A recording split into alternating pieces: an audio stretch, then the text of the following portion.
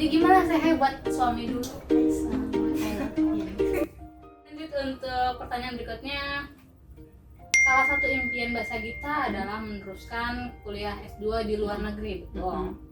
Mengapa Mbak Sagita mengambil jalur beasiswa di luar negeri? Apa motivasinya? Ini kuisnya berapa ya hadiahnya ya? Pertanyaannya berat loh, udah kayak wants to be millionaire Karena gitu ini kan. Poin yang paling besar sih dari semua pertanyaan ini, paling penting menurut aku. Boleh diulang Bu, saya lupa tiba-tiba. Salah satu impian Mbak Sagita saat ini. Beasiswa. Kenapa kok S2 tapi kenapa masih beasiswa Iya, gitu? mengapa ngambil jalur beasiswa gitu kan? Kenapa Kayaknya jalur kalau beasiswa? beasiswa itu kan rada-rada susah, pasti kan nggak langsung diterima. Betul. Alasannya satu, cuan. Karena kuliah itu mahal saudara-saudara, apalagi kalau mau keluar negeri. Sebenarnya alasannya satu, itu doang, duit gitu kan. Pertama, kuliah ke luar negeri itu sangat mahal.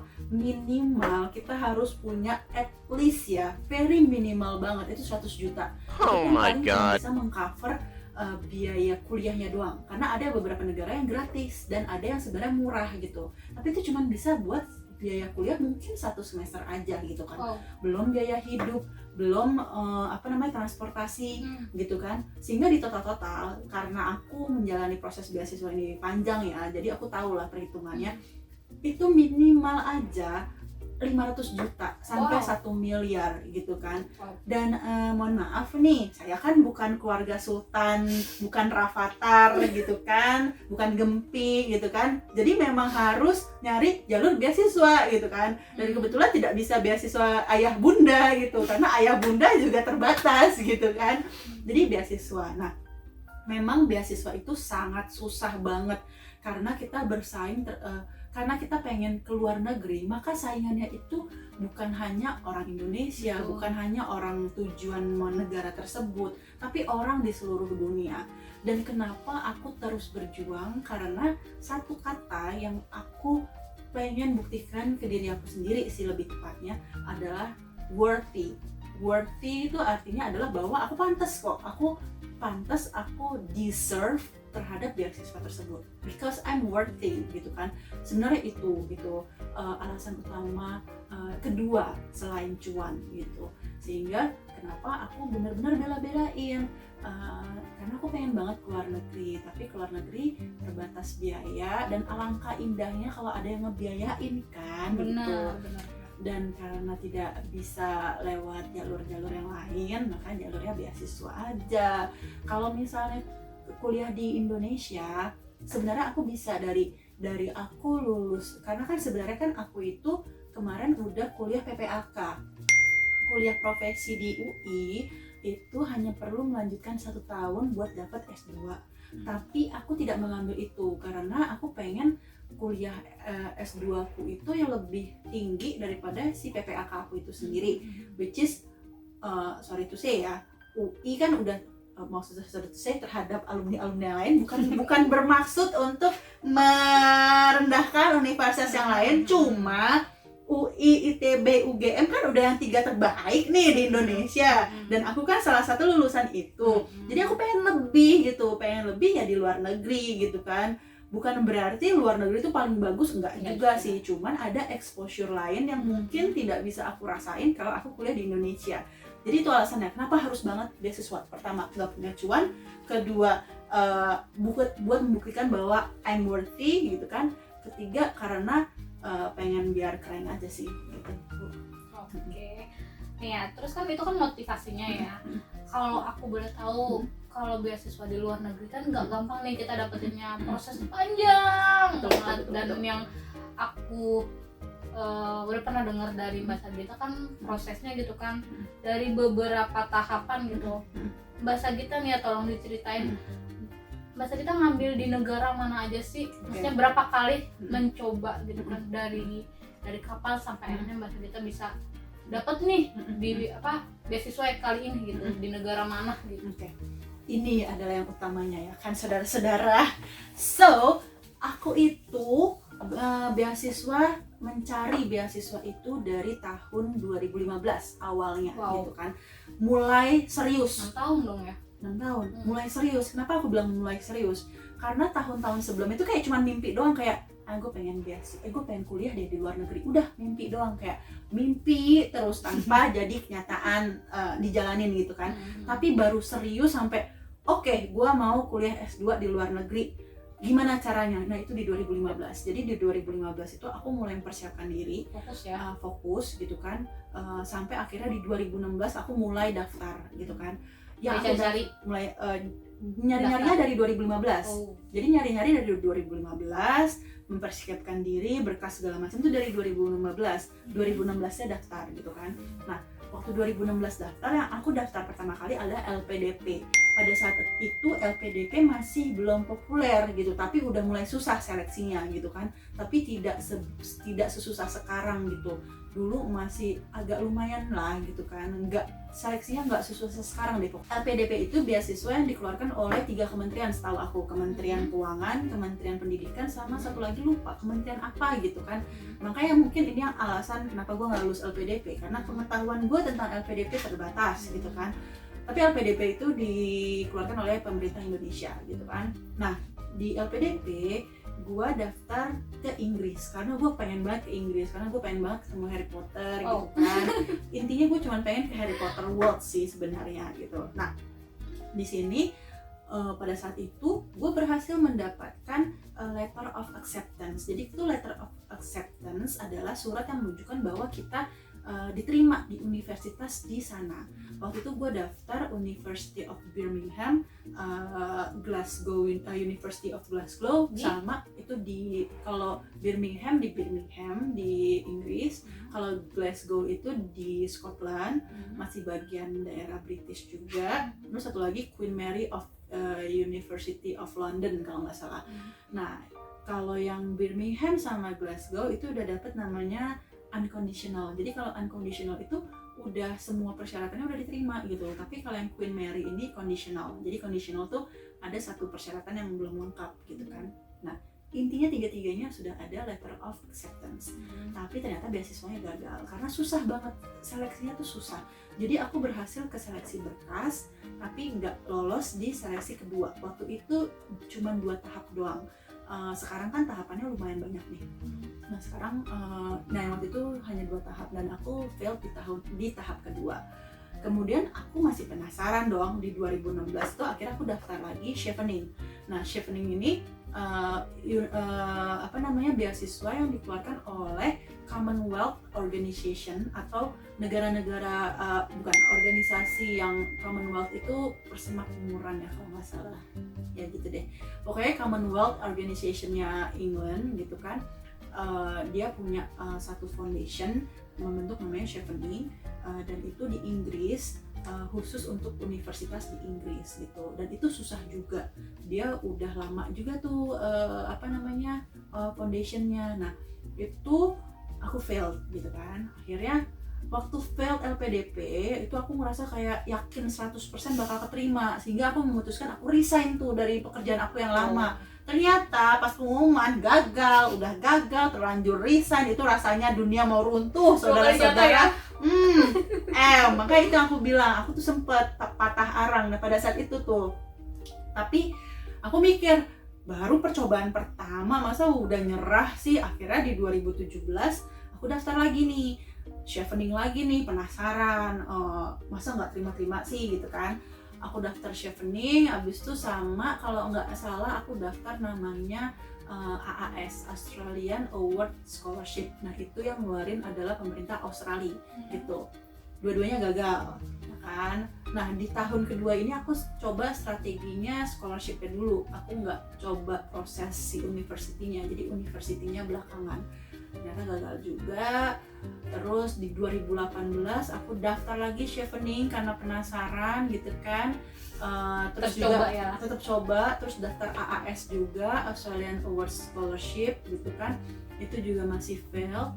Akhirnya di 2019 aku ikut seminar-seminar beasiswa, workshop, mentoring dari mentornya Chevening gitu kan. Itu aku ikutin semua tuh, dan akhirnya aku tahu kenapa aku gagal Australian Award Scholarship. Ternyata ada 2 form yang harus disubmit, dan jadi ada 2 portal, jadi ada 2 website yang harus diisi, dan aku selama ini ternyata cuma ngisi di website yang satu. Jadi yang satunya lagi dari iya, makanya dan itu aku baru tahu pas 2019. Bayangkan itu aku kayak aduh bego banget gitu kan, terlewatkan gitu poin penting gitu, pantesan seleksi berkas aja nggak masuk gitu kan. Nah ternyata di 2019 itu aku tahu gitu kan. Nah di 2019 aku gara-gara banyak ikut seminar segala macam, aku jadi tahu oh ternyata beasiswa tuh nggak cuma chevening doang, nggak cuma chevening, LPDP, AAS gitu kan. Ada juga beasiswa Erasmus, ada beasiswa pemerintahan Jerman, ada macam-macam tuh. Akhirnya aku berusaha move on nih dari chevening gitu kan. Nah di 2019 itu mentor cheveningku bilang, kalau misalnya tahun ini kamu gagal chevening, kamu coba scholarship lain, bisa jadi rezeki kamu memang bukan di chevening gitu. Mungkin rezeki kamu scholarship lain, dicoba aja dulu. Kalau misalnya ternyata tahun ini gagal, kamu coba yang lain gitu kan. Ya udah tuh, gue tetap submit chevening, tapi AAS gue nggak submit karena gue sebel gara-gara si submit form itu. Akhirnya gue mikir nggak, gue males, udah gue yang lain. Akhirnya di 2019 itu aku submit chevening, Fulbright, sama Erasmus gitu kan. Nah ternyata failed nih tiga-tiganya ya kan. Akhirnya aku memutuskan oke, aku nggak mau submit lagi chevening gitu kan, karena ngikutin sarannya mentor aku. Akhirnya di 2020 pun akhirnya 2020 akhir tuh aku baru mau mulai nyari beasiswa lagi, karena 2020 aku sempat dapat magang di luar negeri yang menyebabkan aku hampir melenceng dari dari tujuan utamaku gitu kan. Aku dapat magang di luar negeri, abis itu aku naik jadi partner, abis itu aku membangun bisnis, semuanya di 2020. Jadi itu 2020 semuanya di 2020 diambil, udah kayak orang paling berkah banget tuh 2020 ya. Alhamdulillah 2020 tuh berkah gitu kan. Nah jadi aku hampir terlupakan tujuanku terhadap nyari beasiswa, sehingga baru nyari beasiswanya lagi di akhir 2020. Di akhir 2020 itu aku sifatnya searching gitu, baru apply-nya di 2021 karena yang ada pembukaan tuh di 2021 awal gitu kan. Nah di 2020 aku udah hampir nyiapin berkas buat LPDP. Terus jadi di 2020 berkas yang udah mau aku siapin tuh antara lain LPDP, Orange Tulip, Orange Knowledge Program. Itu Orange Tulip tuh OTS sama OKP itu dari Belanda gitu kan. Terus tadinya aku mau daftar Erasmus lagi. Nah di 2020 tuh targetku emang Eropa. Jadi aku Belanda, abis itu sempet nyari beasiswa negara Denmark, Swedia, Swiss, Finland.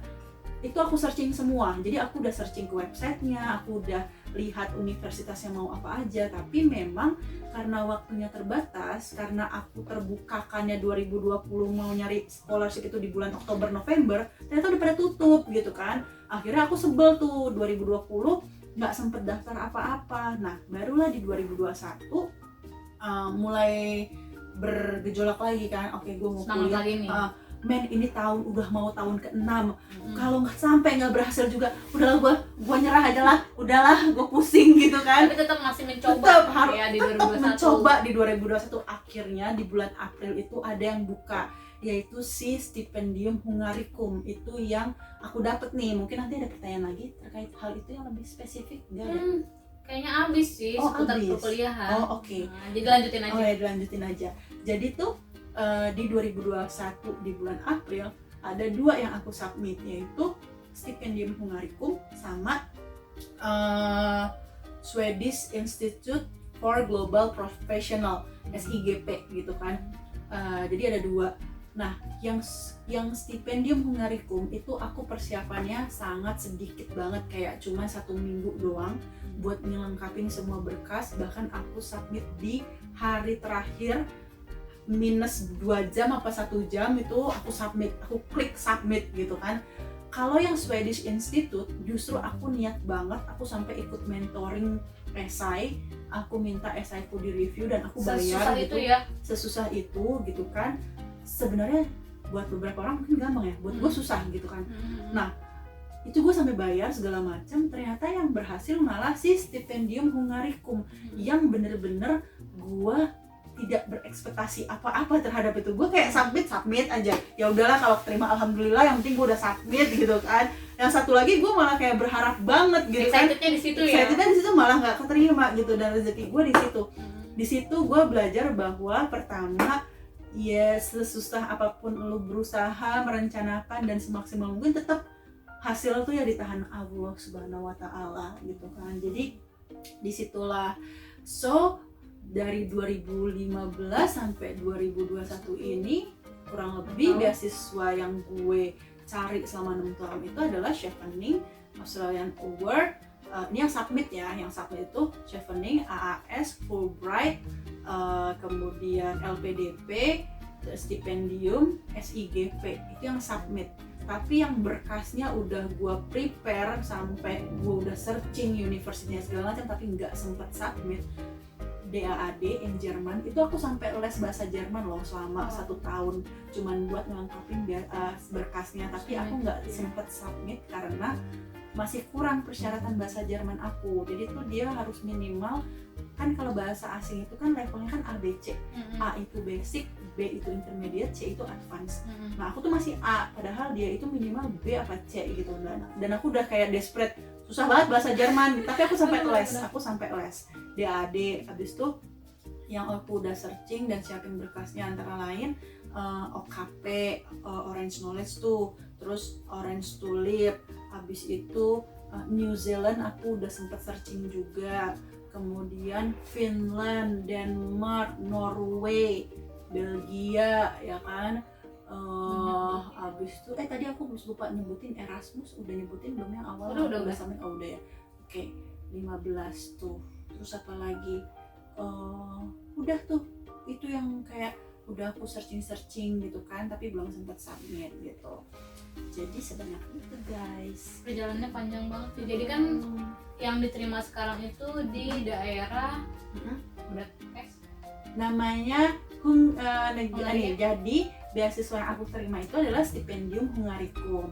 Dia itu adalah beasiswa pemerintah Hungaria atau Hungary, atau kalau di Indonesia Hongaria gitu kan. Nah, beasiswa itu dari pemerintah mereka, itu mengcover biaya hidup, biaya kuliah, akomodasi. Biaya hidup tuh maksudnya kayak uang bulanan ya. Aku dapat uang bulanan. Oh, dapat dari sana langsung. Dapat uang bulanan, dapat uang kos, dapat uang kuliahnya juga. Tapi tidak dapat tiket dari sini ke sana dan dari sana ke sini itu nggak dapat gitu kan. Visa untuk penerima beasiswa ini digratiskan gitu kan. Kemudian beasiswa ini 2 tahun masa studinya. Nah, aku ngambil di Budapest Technological and Economic University atau disingkat BME. Aku ngambil MSc atau Master of Science atau Magister of Science, lupa. Pokoknya MSc Finance. Jadi pilihannya emang finance gitu kan. Dan aku bakal kuliah 2 tahun. Sesuai dengan nama universitinya, Budapest Technological and Economic University, maka aku kuliah di kota namanya Budapest gitu. Dan memang aku sengaja milih kampus yang di ibu kota negara tersebut biar masa adaptasi aku tuh nggak terlalu susah gitu. Karena kan Hongaria ini kan bisa dibilang negara Eropa yang kecil dan lokasinya di agak-agak Eropa Timur, dimana sebenarnya orang Eropa itu penduduknya tidak semuanya berbahasa Inggris, kecuali yang memang bahasa nasional bahasa Inggris kayak Jerman. Mereka kan bahasa nasional kan bahasa Jerman, jadi sehari-hari ngomong bahasa Jerman. Tapi di kota-kota besar pasti mereka banyak bahasa Inggris. Sehingga kenapa aku milih Budapest? Karena aku tahu dari hasil searching Budapest itu banyak warganya yang berbicara bahasa Inggris gitu kan. Jadi aku berpikir adaptasinya akan menjadi lebih mudah dibandingkan ke pelosok-pelosok kayak gitu sih. Basic ini ya, apa kita ngobrol sama orang-orang sana. Gitu. Jadi mulai kuliah itu kira-kira kapan berangkatnya Mbak Dit? Kan sekarang lagi persiapan nih, udah berapa persen gitu? Oke, jadi kan aku dapat jadi tuh aku daftar beasiswanya tuh bulan April. Terus aku di interview dan ada university admissionnya itu bulan Mei Juni. Nah, bulan Juli baru aja nih tanggal 7 minggu lalu itu pengumuman bahwa aku lolos beasiswanya, itu di tanggal 7 Juli. Kuliahnya mulai 1 September. Jadi persiapannya hanya dalam waktu 2 bulan aku harus sudah berangkat gitu kan. Dan mempersiapkan semuanya untuk pindah ke sana. Harus pindah ke Sama sana. kuliah. Gitu kan. Sebenarnya paling berat itu bukan mengenai masalah apa yang mau dibawa, tapi dokumennya, administrasinya, legalitas semuanya ya. legalitasnya Karena kan yang kita ribet. bukan orang sana ya kan. Iya, Jadi karena kan kita bukan turis ya, yang cuman tinggal kayak 2 sebentar. minggu apa seminggu, Balik. tapi kan 2 tahun. Jadi tuh ngurus visanya itu PR banget. Mana paspor aku mau expired gitu kan, udah kurang dari 1 tahun. SIM aku udah kurang dari 1 bulan gitu kan, udah aduh ini banyak dokumen yang udah mau expired, harus diperpanjang dulu, mana lagi PPKM gitu kan. Jadi yang PR sebenarnya administrasinya sih gitu. Yang paling bikin deg-degan adalah visa application, karena kan normalnya visa itu kalau mau aman adalah 30 hari gitu. Lama ya? Itu paling cepat gitu, in normal time gitu kan. Bahkan ada yang bisa 2 bulan, bisa aja ditolak gitu. Nah ini aku mesti bisa bikin appointment untuk visa application, karena kan based on appointment ya. Jadi nggak bisa datang kucuk-kucuk ngurus visa gitu, nggak bisa. Jadi harus perjanjian dulu nih sama orang konsulatnya, baru dilayanin. Itu at the maximum tanggal 23 Juli. Kalau mau aku aman jalan 23 Agustus. Kenapa aku mau jalan 23 Agustus? Karena ada masa karantina di sana. Masa karantinanya itu 10 hari. Jadi kan kalau 23 sampai 31 Agustus kan itu kurang lebih kan 7 hari 8 hari. Sedangkan 1 September itu sebenarnya adalah masa periode registration week gitu kan. Sebenarnya mulai kuliah benerannya itu tanggal 6 di hari Seninnya. Jadi aku masih punya waktu yang lumayan cukup lah untuk ngurus administrasi itu. Sehingga aku berpikiran tanggal 23 mau jalan 23 Agustus. Sehingga kalau mau jalan 23 Agustus, kalau yang tadi aku bilang minimum atau normalnya ngurus visa itu 1 bulan, maka 23 Juli aku harus bisa bikin appointment sama konsulatnya. Masalahnya adalah sampai tanggal sekarang, tanggal 16 Juli, aku belum dapat letter of award atau letter of acceptance dari si foundationnya. Jadi kalau di Hungary itu ada namanya Tempus Public Foundation, atau kayak sebuah organisasi yang mengurus semua aplikasi sekolah mahasiswa internasional. Aku nggak tahu deh mahasiswa internasional atau nasional pun juga. Jadi mereka tersistem jadi administrasi jadi satu gitu. Dimana kalau misalnya dia bilang oke, barulah dia akan ngirim ke kita. Jadi walaupun universitinya bilang oke dan si organisasi stipendiumnya ini bilang oke, tapi kalau Tempus Public Foundationnya itu belum mengokekan, maka belum keluar tuh letter of award sama letter of acceptance sama dia. Iya, sedangkan kalau di beasiswa negara lain, contohnya kayak misalnya aku mau submit LPDP. Nah, aku udah dapet letter of acceptance dari university. Maka LPDP, kalau LPDP-nya oke, maka yang mengeluarkan letter of award adalah si LPDP-nya, udah gitu. Jadi cuma nunggu dari 2 pihak. Tapi sedangkan kalau stipendium, kalau Hungaria ini, letter of award and letter of acceptance hanya bisa dikeluarkan kalau Tempus Public Foundation menyatakan oke, dan dia yang akan nantinya mengirim atau membuat gitu, pokoknya itu gitu. Nah itu aku belum dapat tuh. Letter of acceptance itu adalah surat bahwa yang menyatakan kita diterima di universitas. Sedangkan kalau letter of award itu surat yang menyatakan bahwa kita mendapatkan beasiswa gitu. Dan 2 surat itu harus dilampirkan dalam aplikasi visa. Dan itulah yang ditunggu-tunggu yang sampai sekarang belum ada. Itu paling penting berarti ya. Itu paling penting banget. Jadi kita nggak bisa kucuk-kucuk ngurus visa untuk visa student tanpa itu. Mungkin kalau visa biasa bisa, tapi bukan itu yang diharuskan. Jadi aku harus ngurus visa student, karena visa turis sama visa student beda banget. Gitu. Jadi banyak banget ya, maksudnya proses biar kita dapat beasiswa itu. Udah diterima bukan berarti kita udah terima nih gitu kan. Masih ada proses lagi yang panjang buat ngurus ke depannya seperti apa untuk surat-surat legalitas dan segala macam, karena kita kan maksudnya bukan asli orang sana ya, jadi wajib dokumen-dokumen penting lah istilahnya yang kita harus persiapkan buat di sana nantinya. Betul gitu. Untuk pertanyaan selanjutnya,